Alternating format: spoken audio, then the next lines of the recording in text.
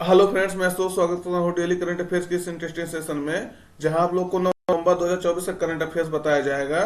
इसमें कई सारे टॉपिक कवर किए जाएंगे। पूरा 9 नवंबर का आपको महत्वपूर्ण जो करंट अफेयर्स से कवर कर दिया जाएगा। इसके तहत देखिए क्या क्या कवर किया जाएगा, तो पूरा वीडियो लास्ट तक देखिएगा। कई सारे जो है नए क्वेश्चन आपको मिलने वाले हैं और कई सारे डाउट आपके क्लियर होने वाले हैं। तो शुरुआत करते हैं आज के इम्पोर्टेंट डेज के साथ। आज जो है राष्ट्रीय विधिक सेवा दिवस यानी नेशनल लीगल सर्विस डे मनाया जा रहा। तो आप सीधे कहिए नालसा, NALSA एक संस्था है नालसा, उसकी स्थापना दिवस मनाया जा रहा। तो 9 नवंबर को मनाया जाता है, याद रखना है।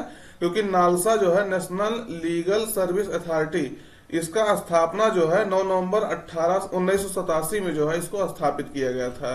तो आपको याद रखना है। इसका उद्देश्य क्या है नालसा का? समाज के कमजोर वर्गों को जो है मुफ्त कानूनी सहायता प्रदान करने के लिए जागरूकता फैलाना है, ताकि नागरिक को जो है न्याय की समान पहुंच मिल सके। यह दिन उन लोगों को न्याय दिलाने पर ध्यान केंद्रित करता है जो आर्थिक या सामाजिक कारणों से जो है कानूनी सेवाएं लेने में जो है असमर्थ होते हैं। तो आपको याद रखना, इसलिए जो है इनको नालसा का स्थापना किया गया था। जो पिछड़े लोग हैं, जो कानून तक पहुंच नहीं जिनकी है, उनको जो है कानून तक पहुंच दिलाने के लिए ये जो है स्थापित किया गया था नालसा। तो नेशनल लीगल सर्विस अथॉरिटी, इसको याद रखना है। कब स्थापना हुआ? तो 9 नवंबर 1987 को। तो इसमें याद रखना है, इसमें किसको किसको शामिल कर किया जाता है, ये क्वेश्चन पूछा गया है। तो इसमें जो होता है महिलाएं और बच्चे शामिल होते हैं। क्योंकि जो आपको जानना है कि महिलाएं और बच्चे जो लोग जो है वल्नरेबल है सोसाइटी के, उनको शामिल किया जाता है। महिलाएं और बच्चे हो गए, अनुसूचित जाति और अनुसूचित जनजाति के सदस्य हो गए, औद्योगिक इंडस्ट्रियल जो वर्कर होते हैं, औद्योगिक श्रमिक हो गए। और जैसे मान लीजिए बड़ी आपदा हो गया, हिंसा हो गया, बाढ़ भूकंप आ गया कहीं, तो वहां से औद्योगिक आपदाओं के शिकार जो लोग होते हैं, यहाँ जो लोग प्रभावित होते हैं, इससे उनको जो है इसमें शामिल किया जाता है। विकलांग लोग जो है उनको शामिल किया जाता है। हिरासत में अगर कोई रखा गया तो उनको जो है मदद नालसा के तहत जो है मिलता है। उसके बाद जो है ऐसे व्यक्ति जिनकी वार्षिक आय जो है 1 लाख रुपए से अधिक नहीं है, तो उनको इसमें रखा जाता है। ये आपको याद रखना है, 1 लाख से अधिक जिनकी आय ना हो। और बेकार या अवैध मानव शरीर के जो है व्यापार के जो है शिकार जो व्यक्ति होते हैं, उनको रखा जाता है। तो ये सब जो जितना बताया सबको आपको याद रखना है, क्योंकि क्वेश्चन पूछा गया कि इनको शामिल किया जाता है, किनको शामिल नहीं किया जाता है। तो इनको इसके तहत जो है उनको फ्री में वकील मिलता है, वहां जो आप जा करके संपर्क करते हैं, मतलब कोर्ट में उनको जो है मदद मिलता है वकील को द्वारा। अगला है देखिएगा, उत्तराखंड स्थापना दिवस है, आज मनाया जा रहा है। कब मनाया जा रहा है? 9 नवंबर को मनाया जा रहा है। तो उत्तराखंड जो है उत्तर प्रदेश से 9 नवंबर 2000 को अलग होकर 27वां राज्य बना था। तो ये भी आपको याद रखना है। पहले इसका नाम उत्तरांचल था, तो बाद में फिर उत्तराखंड कर दिया गया। तो ये आपका जरूरी है। ये 27वां राज्य बना था। देखिए उत्तराखंड का ये मैप है, इसको आप देख सकते हैं। पुष्कर सिंह धामी वर्तमान में जो है यहाँ के CM है। तो इसके आसपास जो है कौन कौन से देश सीमा साझा करते हैं? जैसे 2 इंटरनेशनल देश है, चाइना और नेपाल, जो जो 2 देश हैं इसमें। और सब जो बाकी राज्य है, हिमाचल प्रदेश, हरियाणा, जी देखिए हरियाणा इसे सीमा साझा नहीं करता, लेकिन ये भी आपको जानना है। उत्तर प्रदेश हो गया। तो ये जो है इसका मैप है, इसको देख लीजिए। अगला है देखिएगा, हाल ही में भारत और किस देश की सीमा पर पहला इंटीग्रेटेड चेक पोस्ट जो है कहाँ शुरू किया गया है, या शुरू किया गया है कहाँ? तो आपको याद रखना है कहाँ शुरू किया गया है। तो विकल्प में है देखिए बांग्लादेश की सीमा पर, भूटान, नेपाल, म्यांमार। सही उत्तर आपका रहेगा भूटान सीमा पर। तो किस देश की सीमा पर किया गया है? तो भूटान की सीमा पर किया गया है, आपको याद रखना। देखिए इसके बारे में, तो असम के जो है दारंगा में भारत भूटान सीमा पर पहले एकीकृत चेक पोस्ट की जो है शुरुआत की गई है। इस देखिए दारंगा भी याद रखिएगा। इस चेक पोस्ट में जो है ऑफिस होगा, सामान उतारने और लादने की जगह होगा, पार्किंग स्थल होगा, गोदाम स्थल होगा, वजन तौलने के लिए जो है सुविधा होगी, व्यवस्था होगा, जिससे जो है दोनों देशों के बीच व्यापार जो है सुगमता से हो सके। यानी व्यापार को दोनों देशों के बीच जो आवागमन बढ़ाने के लिए ये शुरू किया गया है। तो आपको ये याद रखना है कि चेक पोस्ट है, यानी इंटीग्रेटेड चेक पोस्ट भारत और भूटान सीमा पर लॉन्च किया गया है। तो आपको ये जरूरी है, क्वेश्चन जो है याद रखना है। क्योंकि जो है आप जानते होंगे भूटान जो है ऐसा देश है जो भारत पे काफी हद तक जो है निर्भर करता है। इसको ड्रैगन स्टेट कहते हैं, थंडर ड्रैगन कहते हैं। तो ये चीज आपको याद रखना है कि आप इसका मैप जब देखेंगे तो देखिएगा कि भारत से इस किस तरह से जो है पूरा ढका हुआ है। अगर तो मान लीजिए भारत से इसका व्यापार बढ़ेगा तो आप निश्चित रूप से जानिएगा भारत ही प्रॉफिट में रहेगा, क्योंकि भारत जो है निर्यात करने वाला देश है इसकी अपेक्षा। तो इसलिए जो है बहुत फायदा है भारत के लिए। तो ये आपको याद रखना है। देखिएगा यहाँ कौन सा ये लोकेशन है, दारंगा, यहाँ भूटान सीमा पर असम में है दारंगा। तो यहाँ पे चेक पोस्ट किया गया, जैसे यहाँ से सामान आएगा इधर से या इधर से, तो यहाँ ये चेक पोस्ट है, यहाँ पूरा चेक कर लिया जाएगा, पूरा नाप तोल लिया जाएगा कि हाँ कोई गलत सामान नहीं है। तो फिर उसके बाद आवाजाही जो आसान हो जाएगा, तो व्यापार भी बढ़ेगा। तो ये आपका महत्वपूर्ण है। अगला है, चर्चा में रहा अल जौफ रेगिस्तान है किस देश में स्थित है। तो आपको ये बताना है अल जौफ जो है रेगिस्तान अभी हाल ही में इसलिए चर्चा था क्योंकि यहाँ भारी मात्रा में जो है बर्फबारी हुआ है। तो यहाँ पहली बार ऐसा हुआ कि भारी मात्रा इतने बड़े स्तर पे जो है बर्फबारी हुआ है। अभी आपको इमेज दिखा देते हैं। तो कहाँ है ये, मतलब ये अल जौफ रेगिस्तान जो है पहली बार बर्फबारी हुआ बड़े स्तर पे, तो ये किस देश में है। तो विकल्प में सऊदी अरब में, मंगोलिया में, संयुक्त अरब अमीरात में, ताजिकिस्तान में। तो सही उत्तर आपका रहेगा सऊदी अरब में। तो ये आपका हम लोकेशन दिखा रहे हैं। देखिए सऊदी अरब ये है, यहाँ से आपका जो है कर्क रेखा होकर गुजरती है, आपको ये याद रखना है। दूसरे नंबर देखिएगा अल जौफ रेगिस्तान यहाँ है। तो अल जौफ डेजर्ट यहाँ है, इसके नीचे देखिए एन नाफुद डेजर्ट है, और यहाँ जो है रब अल खाली डेजर्ट है। तो ये 3-4 डेजर्ट यहाँ है, इसको आपको याद रखना है। देखिएगा यहाँ जो है अब की बार पहली बार ऐसा हुआ कि अभी तक यहाँ बमबारी कह रहे हैं, बर्फबारी नहीं होता था, लेकिन अब की बार इतने बड़े स्तर पे बर्फबारी हुआ कि पूरा जो है पूरे विश्व लेवल का ध्यान यहाँ जो है आकर्षित हुआ कि हाँ इस तरह से जैसे ये जान लीजिए ग्लोबल वार्मिंग का ये प्रभाव है कि अलजाब जैसे जहाँ कभी जो है स्नोफॉल नहीं होता था, बर्फबारी नहीं होता था, तो वहां इस बड़े स्तर पे जो है बर्फबारी हुआ, तो काफी न्यूज में का विषय हो ही जाता है। तो देखिएगा अलजाफ यहाँ है, इसको आप याद रखिएगा। इसका देखिएगा किस तरह से ये है, ये रियल फिगर है कि मतलब किस तरह से वहां बर्फबारी हुआ है।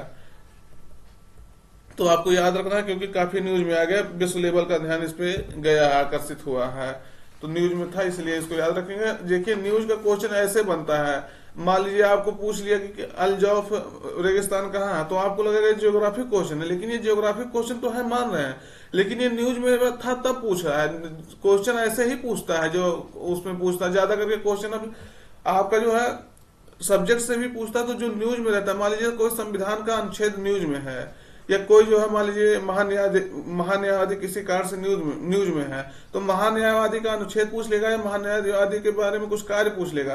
तो वो चीजें होती हैं कि मतलब करंट से जाकर के उसको सब्जेक्ट से जोड़ना, ये सबसे जो बड़ी जो है अच्छाई होती है। और सबसे बड़ा जो अगर इसकी को जो जोड़ के बताता है, तो जान लीजिए उससे आपका कई सारे न केवल करंट अफेयर्स तैयार होगा, वो आपका जो है बेसिक भी तैयार होगा सब्जेक्ट का। तो ये चीज होता है। तो अब देखिए ये जैसे मान लीजिए कोई पार्क न्यूज में है, कोई जो है सेंचुरी न्यूज में है, तो कोई झील न्यूज में है, तो उस क्वेश्चन उससे पूछता है ज्यादा करके। अब वर्तमान समय में आप क्वेश्चन उठा के देखेंगे, जो क्वेश्चन पूछा जाता है ज्योग्राफी, पॉलिटी, इस सबसे जो क्वेश्चन पूछा जाता है ज्यादा करके जो न्यूज में रहता है उसी से पूछा जाता है। तो ये चीज आपको याद रखना है। जैसे मान लीजिए अभी डोनाल्ड ट्रंप का चुनाव हुआ, तो डोनाल्ड ट्रंप के चुनाव से जरूर क्वेश्चन जो है आने वाले एग्जाम में पूछा जाएगा, जो आपको हम उस दिन बता दिए थे 2 दिन पहले जब उनका इलेक्शन हुआ, उसके 1 दिन बाद। तो इस तरह से इसको याद रखिएगा। अगला क्वेश्चन देखिएगा, रोहिणी नैयर पुरस्कार 2024 जो है किसे प्रदान किया गया है। तो विकल्प में है जो है सौम्या स्वामीनाथन को, अनिल प्रधान को, कैलाश सत्यार्थी को, मोहन जी को। सही उत्तर आपका रहेगा उड़ीसा के निवासी हैं अनिल प्रधान है, तो उनको ये दिया गया है। देखिएगा प्रधान अगर आ गया, जैसे धर्मेंद्र प्रधान इस समय जो है कौन है, शिक्षा मंत्री हैं, तो वो भी उड़ीसा से बिलोंग करते हैं। तो धर्मेंद्र प्रधान वाली जो एक पीछे लगाते हैं टाइटस, तो वो उड़ीसा के आसपास क्षेत्र से संबंधित होते हैं। वैसे याद करने का थोड़ा तरीका, मान लीजिए पूछ लिया कहाँ के हैं, तो आप एक तरीका लगा सकते हैं अनुमान। तो उड़ीसा के सामाजिक कार्यकर्ता अनिल प्रधान को जो है 2024 का रोहिणी नैयर पुरस्कार प्रदान किया गया। अब ये देखिएगा रोहिणी नैयर पुरस्कार, तो ये क्यों दिया जाता है, कब दिया जाता है, कब से दिया जाता है, तो ये चीजें थोड़ा सा मतलब हो जाती हैं न्यूज में, तो इसके लिए जो है आप इसको ध्यान रखना है।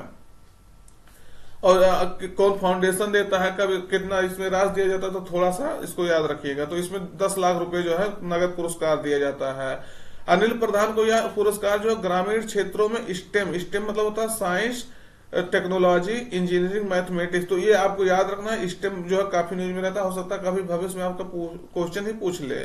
तो स्टेम जो है इस क्षेत्र में जो है साइंस, टेक्नोलॉजी, इंजीनियरिंग और मैथमेटिक्स को जो है बढ़ावा देने के लिए दिया गया है। और रोहिणी पुरस्कार जो है, ये देखिए रोहिणी नाहर हो गया, रोहिणी नैयर है। तो ये पुरस्कार जो इसकी स्थापना अर्थशास्त्री रोहिणी नैयर की स्मृति में जो है गठित फाउंडेशन ने जो है की थी। तो आपको याद रखना है 10 लाख रुपए इसमें दिया जाता है। ये देखिएगा, ये है कौन, अनिल प्रधान, तो इनका इमेज ये है, याद रखिएगा। अगला क्वेश्चन देखिएगा, मध्य प्रदेश और किस राज्य ने जो है चीता परियोजना के लिए संयुक्त कॉरिडोर प्रबंधन समिति का जो है गठन किया है। तो किस ने ज्वाइंट कॉरिडोर मैनेजमेंट कमेटी जो है किस राज्य ने जो है मध्य प्रदेश के साथ गठित किया है चीता प्रोजेक्ट के लिए। तो विकल्प में है उत्तर प्रदेश, गुजरात, राजस्थान, छत्तीसगढ़। सही उत्तर आपका रहेगा राजस्थान। राजस्थान सरकार और मध्य प्रदेश सरकार जो है मिलकर के ज्वाइंट कॉरिडोर मैनेजमेंट कमेटी बनाया है, किसके लिए, चीता जो है उसके निगरानी के लिए। तो देखिएगा, संयुक्त कॉरिडोर प्रबंधन समिति का मुख्य कार्य क्या होगा, मध्य प्रदेश से जो है राजस्थान में चीतों के प्रवेश की जो घटनाओं को देखते हुए उनका जो है संरक्षण करना है। अभी आपको हम दिखा रहे हैं किस तरह से जो कूनो नेशनल पार्क है वो मध्य प्रदेश के बॉर्डर पे ही जान लीजिए स्थित है। तो वहां से क्या होता है कि मतलब जो चीता होते हैं वो यहाँ मध्य प्रदेश से सीधे कहाँ चले जाते हैं, राजस्थान में। तो उनको कई बार जो है स्पॉट किया गया, देखा गया है। इसके कारण से उनकी सुरक्षा जो है जरूरी है। तो इसके लिए दोनों देश जो है, दोनों राज्य मिलकर के जो है काम करेंगे इस पे, जिससे उनका संरक्षण हो सके। यह समिति जो है मध्य प्रदेश के कूनो नेशनल पार्क और गांधी सागर अभ्यारण्य से जो है चीतों की भविष्य में जाने के लिए जो है सही जगह के विकास पर जो है बात करेगा। तो देखिएगा कि मतलब जैसे मान लीजिए इधर कूनो है, इधर मान लीजिए राजस्थान का क्षेत्र है। तो अगर एक कॉरिडोर सही बन जाएगा दोनों इन चीतों को आने जाने के लिए, तो इनको जो हमेशा सिक्योरिटी रहेगा, कोई जो है खतरा नहीं रहेगा कि मतलब हाँ कहीं ट्रेन से उन जो कट जा रहे हैं या कहीं मान लीजिए उनको कोई मार दे रहा है, तो जैसे उनको जो है उनके भविष्य को जो है सुरक्षा रहेगा। और समिति जो है चीतों की संख्या बढ़ाने के लिए जरूरी उपाय भी जो है सिफारिश करेगा। तो ये आपको याद रखना है। इसका मैप देखिएगा, तो ये कौन है, कूनो नेशनल पार्क है। देखिएगा पालपुर कूनो नेशनल पार्क। और यहाँ कौन सा राज्य है, राजस्थान। तो दोनों बॉर्डर है। आप जानते होंगे कूनो नेशनल पार्क न्यूज में था जब अफ्रीका महाद्वीप से जो है यहाँ चीतों को ला करके छोड़ा गया था, जबकि प्रधानमंत्री मोदी यहाँ जो है पार्टिसिपेट किए थे इस फंक्शन में जब उन चीतों को छोड़ा जा रहा था। तो इसके कारण से जो वो भी न्यूज में था। तो आपसे ये भी क्वेश्चन पूछा जा सकता है, कूनो पालपुर नेशनल पार्क जो है कहाँ है या किस जो है सीमा से सटा हुआ, कुछ क्वेश्चन मतलब बना करके वो पूछता है, तो पूछ सकता है। तो आपको ये चीज याद रखना है। तो राजस्थान में कॉरिडोर बन जाएगा तो दोनों लोग के लिए जो है सुरक्षा रहेगा। यहाँ देखेंगे क्या कह रहा है, ये गांधी सागर जो अभ्यारण्य है यहाँ से, तो दोनों के बीच में कूनो नेशनल पार्क और गांधी सागर अभ्यारण्य से चीतों की भविष्य में जाने के लिए जो है सही जगह के विकास पर जो है बात करेगा।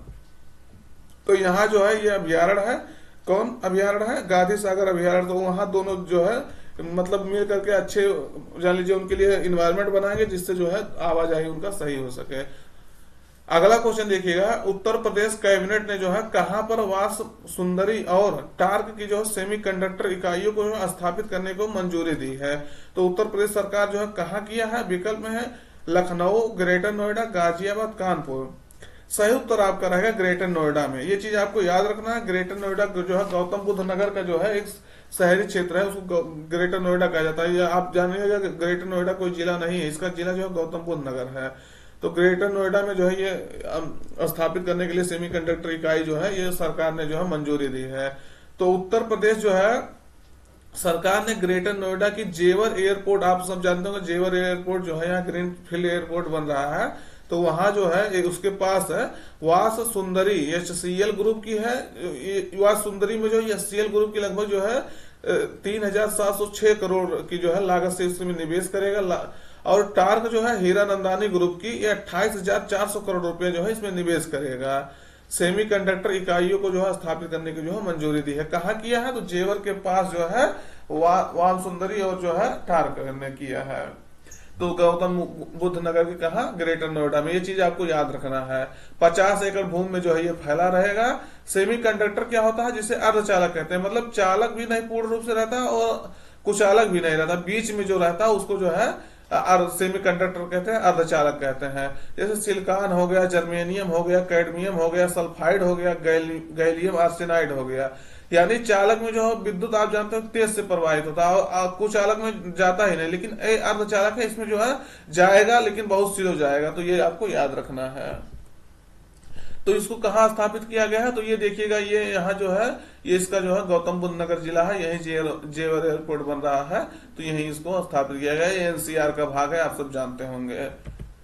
तो अगर दोस्त जानकारी अच्छी लग रही हो तो चैनल को सब्सक्राइब कर लीजिएगा, स्टडी ग्रुप में जरूर भेज दीजिएगा, अपने मित्रों के पास भी भेज दीजिएगा। जो क्वेश्चन पूछ रहे हैं उसको जो है जरूर बताते रहिए। आपसे क्वेश्चन पूछ रहे हैं कि मतलब क्या, ये बताइए कि जो पिछला दिन का क्वेश्चन रहता है उसको 2 मिनट में रिवाइज कर दिया करें। अगर आप लोग कहेंगे, कुछ लोग कह देंगे तो हाँ करना शुरू कर देंगे, 1-2 मिनट के अंदर जो है पूरा 10-11 क्वेश्चन जो है रिवीजन कर देंगे। अगला क्वेश्चन देखिएगा, WHO की रिपोर्ट के अनुसार जो है 2015 से 23 तक जो है टीबी की घटनाओं में जो है कितने % की कमी आई है। तो सही उत्तर आपका रहेगा कितना कमी आई है, 17.7% की जो है कमी आई है। याद रखना, अभी जो है WHO ने विश्व स्वास्थ्य संगठन, वर्ल्ड हेल्थ ऑर्गेनाइजेशन ने जो है इसको रिपोर्ट जारी किया है। तो टीबी आप जानते होंगे, टीबी देखने वाला नहीं है, नहीं तो आप लोग जानिए टीबी देखने वाला है, ट्यूबरकुलोसिस इसको कहते हैं। तो आपको याद रखना है, ये जो है माइकोबैक्टीरियम है, ट्यूबरकुलोसिस नामक जो है जीवाणु से होता है, बैक्टीरिया से होता है। तो ये जो माइकोबैक्टीरियम ट्यूबरकुलोसिस है, इस बैक्टीरिया की खोज जो है डॉक्टर रॉबर्ट कोच ने किया था। रॉबर्ट कोच, इनको जो है नोबेल पुरस्कार भी दिया गया था 1982-83 में दिया गया था, लेकिन 1982 में इन्होंने जो है इसका खोज किया था। इसके बाद मतलब इनको नोबेल पुरस्कार भी दिया गया था। तो रॉबर्ट कोच ने जो है ये माइकोबैक्टीरियम ट्यूबरकुलोसिस की जो खोज की थी, आपका नाम ही इसमें जो है ट्यूबरकुलोसिस है, तो आप उसको जानिएगा कि मतलब ये इसका बैक्टीरिया है, तो मतलब ये भूलने वाला चीज नहीं है, माइकोबैक्टीरियम ट्यूबरकुलोसिस है। और आप जानिए विश्व टीबी दिवस कब मनाया जाता है, तो 24 मार्च को जो है हर साल विश्व टीबी दिवस मनाया जाता है। अच्छा, आपको ये बताना है, क्या बताना है, बता दे रहे हैं आपको कि भारत जो है 2025 तक टीबी को जो है उन्मूलन करने के लिए, खत्म करने के लिए लक्ष्य बनाया है, लेकिन खत्म नहीं कर पाएगा, आप सब जानते होंगे। और लेकिन विश्व लेवल पर यह लक्ष्य कब बनाया गया है, 2030 तक। लेकिन लक्ष्य अगर पहले बनाया है भारत, तो जरूरी है कि मतलब ये खत्म कर पाए या ना कर पाए, लेकिन उस हिसाब से काम करेगा तो तेजी से कार्य इसका होगा। तो ये जो है जरूरी है, 2025 तक लक्ष्य रखा है। तो ट्यूबरकुलोसिस के कुछ लक्षण है, देखिए, जब फीवर हो गया, फटीग हो गया, मतलब थकावट, वजन कम होने लगा, उसके बाद जो है आपको परसिस्टेंट कफ होने लगा, मतलब खांसी आने लगा, ब्लड कफ होने लगा, नाइट स्वेट्स होने लगा, तो ये सब चीजें जो है आपका इसके लक्षण है। अगर ऐसा कुछ हो रहा है तो आप जरूर चेक करा सकते हैं, किसी का भी अगर हो रहा है आपके आसपास। WHO का देखेंगे तो इसकी स्थापना जो है 7 अप्रैल 1948 को हुआ था, 1948। आपको ये बताना है कि इसको जो है 7 अप्रैल को जो है क्या मनाया जाता है। तो विश्व आपको बता दिए, तो क्या बताना है, क्वेश्चन जो है सही नहीं है। तो ये जानिएगा कि क्या 7 अप्रैल को क्या मनाया जाता है, विश्व स्वास्थ्य दिवस मनाया जाता है। तो वर्ल्ड हेल्थ डे मनाया जाता है 7 अप्रैल को, क्यों, क्योंकि इसी दिन WHO की स्थापना हुआ था। आपको ये बताना है, इसका हेडक्वार्टर जो है आपको हम बता दें स्विट्जरलैंड में है, लेकिन स्विट्जरलैंड में कहाँ है ये आपको बताना है कमेंट करके। अगला क्वेश्चन देखिएगा, कौन सा देश जो है 1 जनवरी 2025 से सार्वजनिक स्थानों पर जो है बुर्का पर प्रतिबंध लागू करेगा। तो कौन सा देश लागू करेगा, विकल्प में ब्राजील, कनाडा, स्विट्जरलैंड, इटली। सही उत्तर आप करेगा स्विट्जरलैंड ने जो है ये डिसीजन लिया है कि 1 जनवरी 2025 से जो है सार्वजनिक स्थानों पर अगर कोई बुर्का पहनेगा तो उसके ऊपर जो है प्रतिबंध लगाया जाएगा। तो ये अब जरूरी है क्वेश्चन, मतलब क्योंकि बुर्का जो है किस तरह से पूरे विश्व में न्यूज रहता है। अभी ईरान में देखे होंगे, एक जो है लड़की अपना जो है कपड़ा जो है उतार दी, क्यों, क्योंकि जो बुर्का का विरोध कर रही थी, कॉलेज में जाकर के उन्होंने ऐसा किया। तो काफी न्यूज का विषय रहा, पूरे विश्व लेवल पे जो है न्यूज बना। तो ईरान में जो है कि इस तरह से घटनाएं जो, अब किसी को आप जबरदस्ती नहीं पहना सकते ना।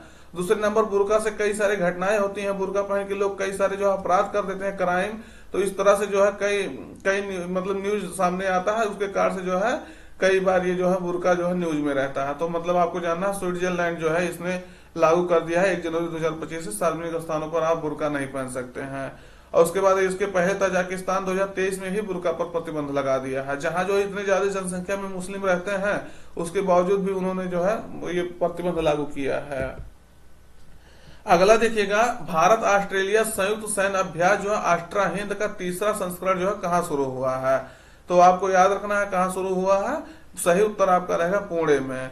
तो इसका जो है आयोजन है 8 से 21 नवंबर 2024 तक हो रहा है। तो देखिएगा इसके बारे में, भारत ऑस्ट्रेलिया की सेनाओं के बीच संयुक्त सैन्य अभ्यास जो ऑस्ट्रा हिंद का तीसरा संस्करण है, ये आपको याद रखना है। कल यानी महाराष्ट्र के पुणे में जो विदेशी प्रशिक्षण नोड में शुरू हुआ, कल माने 8 तारीख को, तो आज 9 है। इस अभ्यास का आयोजन 8 से 21 नवंबर 2024 तक किया जाएगा। ऑस्ट्रा हिंद जो है अभ्यास एक वार्षिक कार्यक्रम है जिसका आयोजन जो है भारत और ऑस्ट्रेलिया में बारी बारी से होता है। पिछली बार ये जो है देखिएगा क्या कह रहा, दिसंबर 2023 में, या पिछली बार ऑस्ट्रेलिया में हुआ था, यानी इसका दूसरा संस्करण कहाँ हुआ था, तो ऑस्ट्रेलिया में। अब की बार इंडिया में हो रहा पुणे में, फिर अगले बार फिर ये ऑस्ट्रेलिया में होगा। तो ये बारी बारी से अल्टरनेटिव क्रम में होता रहता है। तो ये आपको याद रखना, पुणे में आयोजन हो रहा है। ये देखिएगा किस तरह से यहाँ भारत के और ये ऑस्ट्रेलिया के सैनिक जो है इसमें पार्टिसिपेट कर रहे हैं। ये पुरुष है कि महिला आपको बताना है। तो ऑस्ट्रेलिया ये है मैप में, इसको आप लोकेट कर लीजिएगा, देख लीजिएगा, मिला लीजिएगा। थोड़ा सा टाइम ज्यादा हो रहा तो मतलब आप इसको रोक करके देख लीजिएगा। 8 राज्य हैं इसके जो है, इसके जो है वहां से स्टेट है, ये सब जो है कौन कौन टॉरस जल संधि है, तो ये सब आप मैप में जो है रोक करके वीडियो जरूर देखिएगा। अगला है, राष्ट्रपति द्रौपदी मुर्मू ने जो है कहां पर INS विक्रांत पर जो है भारतीय नौसेना के अभियानों में जो है भाग लिया। तो कहा इन्होंने भाग लिया, तो सही उत्तर आपका रहेगा गोवा में। ये देखिएगा इनके बारे में। तो राष्ट्रपति द्रौपदी मुर्मू जो है 7 नवंबर 2024 को समुद्र में भारतीय नौसेना के परिचालन प्रदर्शन को जो है देखा है। राष्ट्रपति 7 नवंबर 2024 को INS हंसा जो गोवा में नौसेना वायु स्टेशन है वहां पर पहुंची, जहां जो है उनका स्वागत नौसेना प्रमुख एडमिरल दिनेश के त्रिपाठी द्वारा और जो है इनके द्वारा किया गया, संजय जयसिंह ने। तो इसको देख लीजिएगा। इनके आगमन पर जो है 150 जवानों की औपचारिक गार्ड ऑफ ऑनर का परेड भी जो है किया गया। और ये जो कार्यक्रम में शामिल होने के बाद भी राष्ट्रपति जो है गोवा के समुद्र में स्वदेशी विमान वाहक पोत INS विक्रांत पर जो है सवार हुई। अभी आपको इमेज दिखा दे रहे हैं, विक्रांत पर सवार हुई। इसमें भारतीय नौसेना के 15 अग्रणी युद्धपोत और पनडुब्बियां जो है शामिल थे। यह राष्ट्रपति द्रौपदी मुर्मू का जो है समुद्र में जो है भारतीय नौसेना के जहाजों का पहला दौरा था। तो आपको याद रखना है, क्योंकि राष्ट्रपति वहां पहुंची थी, तो ये क्वेश्चन जो है इंपॉर्टेंट हो जाता है। इसमें आपको ये देखिएगा, यहाँ थोड़ा इमेज उतना क्लियर नहीं है, दूर से ये इमेज लेगा। ये राष्ट्रपति ये है, तो राष्ट्रपति यहाँ खड़े हैं, इनके साथ जो है ये देखिएगा सेना के जवान है। तो ये देखिएगा किस तरह से उसमें जो है उन्होंने इसको देखा और उसमें जो है किस तरह से पार्टिसिपेट किया। ये देखिएगा राष्ट्रपति महोदय जो है किस तरह से इसमें हाथ अभिवादन कर रही हैं। अगला क्वेश्चन देखिएगा, हाल ही में जारी हेनले पासपोर्ट रिपोर्ट 2024 में जो भारत की रैंकिंग क्या है। तो भारत की रैंकिंग क्या है, तो अब की बार अभी जारी किया गया है, तो इसका रैंकिंग भारत का 83वां है। उतना इंपॉर्टेंट नहीं है, लेकिन अब न्यूज में था तो इंपॉर्टेंट हो जाता है, क्योंकि जो है ये क्वार्टरली रिलीज किया जाता है, मतलब हर तीसरे महीने पे, यानी साल में 4 बार। तो आपको याद रखना है अभी कितना रैंकिंग है, भारत का 83वां रैंकिंग आया है। इसमें क्या है, 83वीं रैंकिंग के साथ भारत 58 देशों में जो है 58 देशों में वीजा फ्री यात्रा कर सकता है, फ्री यात्रा कर सकता है। तो याद रखना, सिंगापुर इसमें जो है पहला स्थान पाया है। सिंगापुर का जो है 195 अगर वीजा आप लिए हैं, तो सिंगापुर में जो है आप जो है 195 देशों में घूम सकते हैं। तो आपको याद रखना है। जारी करता हेनले एयर पार्टनर्स को जारी करता है, ये 2006 से जारी किया जाता है। तो ये सिंगापुर है, इसका मैप, इसको आप देख लीजिएगा। ये स्टेट आप जो है याद रखिएगा। सेशन कैसा लगा कमेंट करके जरूर बताइएगा। अगर वीडियो अच्छा लगा हो तो लाइक कर दीजिएगा और अपने मित्रों तक भेज दीजिएगा। अगर चैनल अभी तक सब्सक्राइब नहीं किया है तो चैनल सब्सक्राइब कर लीजिएगा दोस्तों। तो मिलते हैं नए सेशन में, तब तक अपना ध्यान रखिए।